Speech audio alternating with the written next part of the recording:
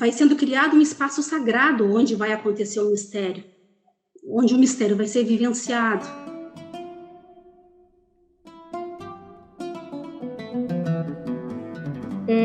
E nós vamos passar para um próximo texto, que é o Hino de Jesus, que talvez seja o texto mais claramente explícito sobre um rito do gnosticismo cristão e setiano, né? Então, vou fazer sempre uma breve introdução sobre o material em si, aí eu vou tecer alguns comentários, e no caso a Yara vai também trazer mais alguns comentários. Então, o Hino de Jesus, a gente tem ele publicado em português, não apenas nesse livrinho branco, que foi publicado pela editora Teosófica, eu sou uma das revisoras do texto, e também está no nosso livro Agnoses de João. O Alberto fez a tradução e eu fiz a revisão, mas vocês vão encontrar em outras fontes também, porque esse texto acabou se tornando um pouco mais conhecido. Ele é proveniente da obra chamada Atos de João. Os Atos de João têm o Hino de Jesus e a Cruz de Luz, esses dois textos, e ambos estão nesse nosso livro, que é Agnoses de João. Ele está em mãos aqui, ó, tá? Nesse livrinho aqui.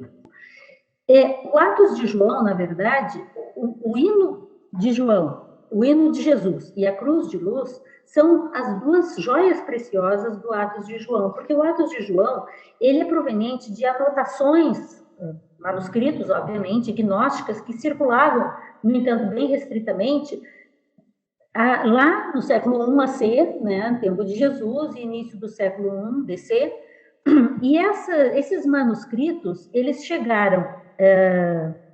foram reunidos, né, dentro do núcleo que incluía Lucas, Marcos, Paulo, Gamaliel, Barnabé, né, antes de 150 DC, e foram para Alexandria, e na escola de Filo Judeu ele acaba dando origem ao primeiro, vamos dizer assim, ao início daquilo que hoje a gente conhece como Atos de João. O que a gente conhece hoje como Atos de João foi remontado, crescido, reeditado, reconfigurado, remontado, tem um monte de interpolações eclesiásticas, inclusive tem passagens nos Atos de João, onde tem o Hino de Jesus e a Cruz de Luz, tem passagens no Atos de João que são de séculos diferentes, de personagens que não estão em contato uns com os outros, não faz nenhum sentido, né? Eu achei interessante que Carl Schmitt refere que no hino está o caráter mais gnóstico dos Atos, é óbvio, né? Lalemann, um outro autor, do século XIX, destaca semelhanças com outros textos gnósticos, como o primeiro livro de Eo, que é do Bruce Codex, né? Que contém também, o primeiro livro de Eo, a Alaia está traduzindo, contém uma dança e uma canção, muito semelhante com o hino, né? O hino de Jesus, ele vai contar um rito que é oficiado por Jesus e é registrado por João Lázaro, e por isso ele está dentro dos Atos de João. Mas há diferentes versões, a gente encontra, a tradução dele é bastante difícil, porque a gente vê que ele foi picando, ele foi sendo levemente modificado com a passagem do tempo. Do Atos de João original, então, só resta o hino e a Cruz de Luz, o restante é dispensável, na minha opinião, realmente dispensável, e tem muita coisa de cunho ortodoxo que foi anexada para confirmar algumas teses no início da tentativa de geração da Igreja Católica Romana, né? Igreja Católica e Romana, não era cristã, né? E para confirmar que João Lázaro tivesse relação com a sucessão apostólica e fosse um apóstolo ortodoxo, o que não é verdade, né? Então, essas duas joias gnósticas, o hino e a crucificação, merecem muito ser estudados, e eu sugiro vocês leiam, inclusive nos comentários do MID no nosso livro. É interessante lembrar que o hino é referido, por exemplo, no Evangelho de Mateus, e depois de dançarem o hino, dirigiram-se ao Monte das Oliveiras, né? Então, o hino é referido entre os cátaros, o hino é conhecido, é comentado. Os comentários que o MID faz nessa obra em português, né, publicada em português, são bastante interessantes para a gente entender melhor, tanto o contexto quanto o próprio hino. Então, eu fiz uma tradução adaptada e uma reinterpretação pessoal do hino, porque eu venho trabalhando com esse hino, eu acho que fazem mais de 20 anos, literalmente 25 anos. Então, como eu tenho tido a oportunidade de ler diferentes versões, a gente acaba sentindo e adaptando. Ele não é a tradução do hino, mas eu quero trabalhar um pouquinho isso com vocês. O hino começa com Jesus junto aos discípulos e ele solicita que eles façam um círculo em torno dele e deem-se as mãos. E aí ele fica no centro, como aquela figurinha que eu mostrei do capítulo 5 de Epistofia, e pede aos discípulos, respondam para mim o amém. E aí ele começa a entoar o hino. Glória a ti, Pai, ou glória a ti, Iaô, glória a ti, Barbelô, glória a ti, Logos, ou Cristo. E sempre ao final os discípulos dizem amém. Glória a ti, Nus, glória a ti, Sagrado Um, glória à tua glória. Nós te louvamos, ó Pai, nós te damos graças, ó luz, na qual não existem trevas. Amém. E aí me parece que Jesus, então, conhecendo outros ritos, a mim fica claro que Jesus, então, começa a fazer uma espécie de compromisso. O compromisso de um Bodhisattva, o compromisso de um filho da luz, o compromisso de um Mahatma, que diz, eu alcancei e eu estou aqui para retransmitir, para auxiliar os outros seres a encontrarem seu caminho. Então diz Jesus, eu seria salvo e eu salvaria, eu seria liberto e libertaria, eu seria dissolvido e dissolveria, é a questão do eu se dissolvendo. Eu nasceria, ou seria gerado, e traria a luz, ou engendraria. Eu me alimentaria, em me alimentando, eu me tornaria alimento. O alimento espiritual, o alimento da gnosis, o alimento para a transformação. Eu ouviria e seria ouvido. Porque em abrindo os meus ouvidos e ouvindo aquilo que de fato eu sou capaz de ser ouvido. E eu compreenderia e instruiria, tudo sendo nous. Nous é espírito, né? Eu seria purificado ou batizado e purificaria ou abluiria, porque só pode ser um verdadeiro hierofante aquele que está diretamente conectado à tradição, que está vinculado, que tem o poder da linhagem e segue. Para mim fica claro, conhecendo outros ritos, que possivelmente nesse momento no hino de Jesus, Jesus está criando uma mandala, criando o espaço onde o rito de fato vai acontecer no invisível. Eu tocarei a flauta, ele está colocando a vibração, o tom vibratório. Dancem todos vocês. Eu entoarei um canto fúnebre, pranteiem todos vocês, porque é necessário que se morra para renascer. A Ogdode canta conosco. Amém. A Ogdode é a oitava esfera, é o Eon além, é aquele que ultrapassa o limite, é onde começa, nos textos gnósticos, essa é uma das interpretações, os mundos não materiais. Tem o 7, e aí o oitavo, a Ogdode, é a partir de onde as coisas internas começam a acontecer. A Laia há pouco falava disso. Os 12, diz Jesus, comandam a dança no alto. Tudo cuja natureza seja dançar, que dance. Pois quem não dança, não sabe o que está acontecendo. Amém. Eu me afastarei e permanecerei. Assumirei a veste e paramentado a usarei. Porque é necessário estar vestido, e o primeiro livro de Epistofia fala de Jesus recebendo a veste, e que os discípulos não conseguiam nem ver, porque é muita luz. E assim paramentado, assim vestido, ele pode instruir. E tornar-me-ei uno e unificarei. Me parece que aí termina o compromisso, e o Mide, da mesma forma, também diz que partes do hino de Jesus, às vezes, parecem ser um diálogo. Eu não estou lendo o hino só, porque vocês têm acesso ao hino, tanto aqui quanto aqui, né? Então, essa parte, agora, me parece que é realmente um diálogo entre o discípulo que está sendo iniciado e o hierofante Jesus. Eu não tenho morada, mas eu tenho moradas. Eu não tenho lugar, tenho lugares. Eu não tenho templo, tenho templos. E sempre o amém naquele sentido do assim seja, amon. né? E aí parece que, então, se alcança um determinado estágio em que o instrutor, como é comum em tantas tradições, a tradição sufi nos seus ritos também é assim, então o instrutor começa a dar uma instrução, uma explanação, porque já se criou a mandala, já está preparado o discípulo para ouvir.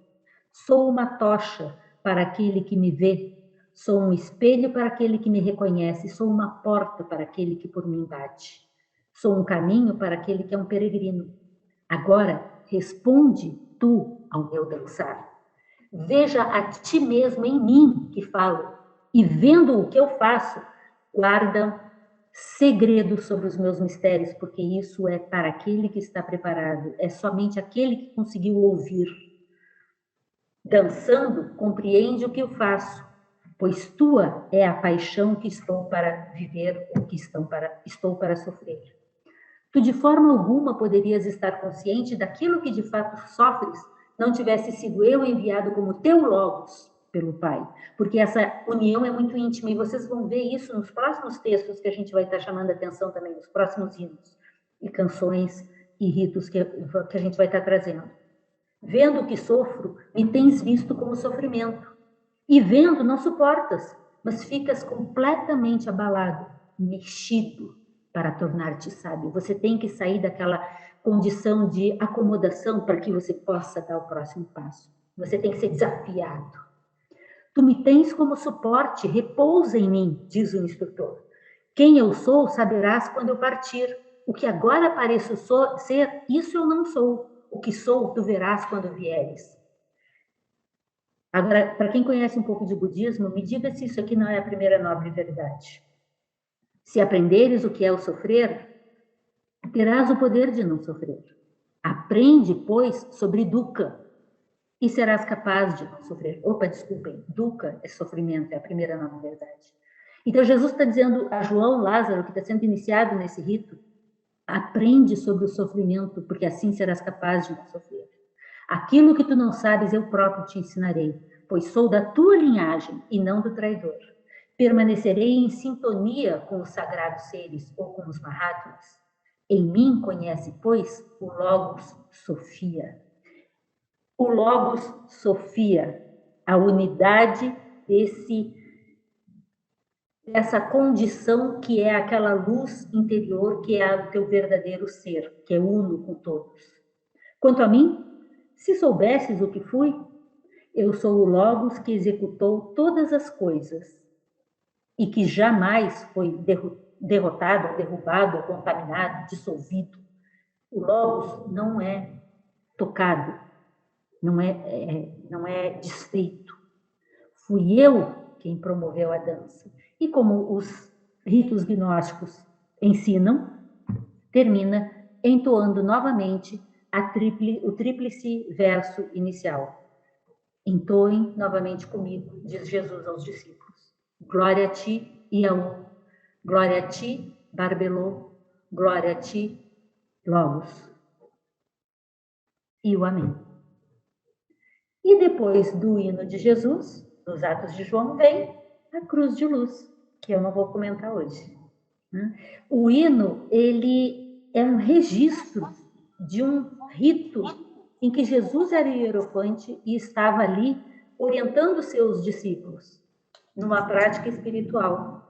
E como é interessante a gente perceber essa linguagem ali presente. Yara, o que mais você tem para comentar aqui com a gente? Bom, boa tarde de novo, então, para quem eu não vi ainda quando chegou. Eu vou destacar muito brevemente, depois que a Jane já deu uma boa apresentação do hino, né? O que eu quero chamar a atenção primeiro é que esses hinos, especialmente o hino de Jesus, eles eram usados nos primeiros séculos e isso não chegou de forma evidente para nós, né? Foi se perdendo. Se tem notícias que os priscilianos lá no século IV já usavam, isso era conhecido. E outros grupos gnósticos também realizavam esses ritos, né? A Jane e a Laia já falou mais cedo. Mas a gente quase não ouve falar disso, então fica parecendo que não havia hinos, não havia ritos e práticas, né, dos ofitas, né, dos primeiros discípulos do grupo de Jesus, nem nos primeiros grupos gnósticos fica parecendo que não havia esses hinos e esses ritos. Então, o Midi, quando pesquisava sobre esses temas, ele teve que garimpar pistas, né, nos textos que se tinha acesso sobre os primeiros gnósticos. E, normalmente, esses textos vinham, né, esses textos onde estavam explicitados a existência desses hinos, esses textos vinham de quem estava combatendo os gnósticos. Então, Mide cita que Agostinho deixa claro o uso do hino em grupos gnósticos, quando ele afirma, literalmente, que o hino de Jesus é comumente, quer dizer, era comumente encontrado nos textos apócrifos dos hereges. E aí a gente tem que fazer uma pausa para lembrar que herege significa escolher. Então, são aquelas pessoas que escolheram pensar com a própria cabeça e não seguir dogmas. Ou seja, o hino, então, era bem conhecido e usado nos círculos gnósticos dos primeiros séculos. Isso não se tem mais dúvida, né? E sobre o hino, o que eu destacaria? Primeiro que o hino não é apenas uma canção, uma dança, né? É um ritual mistério. É um ritual mistério que fez parte do círculo dos mistérios de Jesus. Não é um mero hino, uma dança, não é só isso. É parte de um rito mais antigo, um ritual dramatizado, que culmina com uma união mística. Então, como a Jane já explicou, é oficiado por Jesus, tem João como receptor da transmissão e participam outros discípulos. O hino é a introdução, a preparação de um processo, isso também a Jane abordou. É um processo que vai gerar uma condição para que algo mais profundo que vai acontecer, que seria a iniciação de João, né, a instrução de João. Então, começa com o hino, com as palavras pronunciadas de Jesus, né, com os discípulos respondendo amém.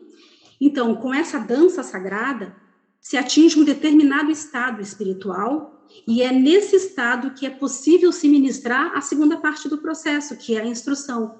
No caso, a visão de João, a visão da cruz de luz, que representa, né, a cruz de luz que representa a crucificação do Logos na manifestação. Então, são dois momentos de um processo iniciático, em que João participa como receptor da transmissão, como candidato. Os demais discípulos são os co-oficiantes, os sustentadores, os que vão ajudar a manter a egrégora construída, a mandala construída. E Jesus é o oficiante, o hierofante, o iniciador, o que dá a instrução. João é o que seria salvo e Jesus o que salvaria, segundo frases do hino, e que na interpretação da Jane, na primeira visão, seria dita as duas coisas por Jesus, né? Enquanto eu fosse salvo, eu poderei salvar, né? Mas o Mide, ele comenta que talvez faça mais sentido, pelo menos para ele fez, como sendo dita por duas pessoas, né? Então, no caso, Jesus e João. Quanto ao hino, eu destacaria isso, né? Então, que é esse ritual, mas eu também acho interessante destacar a questão do amém, porque a Jane não enfatizou, né? Mas a gente viu no texto, após cada invocação pronunciada por Jesus, os discípulos respondem amém. O amém que é dito depois de cada invocação é uma palavra teúrgica. A Jane falou, né, o amon é uma palavra de poder, é um mantra forte, uma palavra sagrada como o om. Então, com as palavras pronunciadas pelo hierofante, né, ou seja, cada invocação de Jesus vai se criando uma mandala de vários níveis. Vai sendo criado um espaço sagrado onde vai acontecer o mistério, onde o mistério vai ser vivenciado. Então, o amém finaliza uma etapa, estabiliza aquela etapa, firma aquele estágio e dá sustentação para seguir para o próximo, para a próxima esfera. Então, que é representado pelos giros do círculo, da dança, né? Pelos giros da dança. Ao mesmo tempo, esse mantra atrai os do alto, né? Atrai a parte mais invisível. Então, para ver como esse mantra é forte, né? Depois, o amém, a gente sabe que passou a ser usado num sentido bem raso, né? Como um mero assim seja, uma confirmação. Mas quando a gente conhece o sentido, até mesmo esse mero assim seja ganha um significado, desculpa. Porque é uma confirmação, na verdade, é uma confirmação. Com o amém, se confirma, se sacraliza cada momento, cada etapa do rito que vai num crescendo. A dança na Terra começa a reproduzir a dança das esferas, a dança celestial. Então, reproduz embaixo a dança do alto. É a harmonia divina. O rito coloca o grupo em sintonia com o alto, né?